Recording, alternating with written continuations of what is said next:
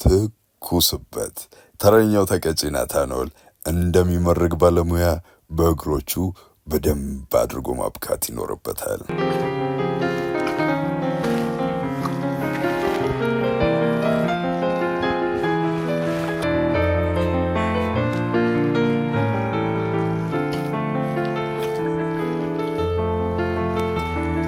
ሽታው ቢከብዳቸውም ናታኖል ማብካቱን መጀመሪያ ላይ ቢከብደውም በኋላ ላይ ግን ተላምዶት በደንብ አብኩቶታል። ፊቱ ላይ በቀረበለት የተፈጨ ቲማቲም ጓደኞቹ ተራ በተራ እየመጡ የሚቀቡት ይሆናል። መልካም ጠረን እንዲኖረው ትንሽ ግራዋ ተጨምሮበታል።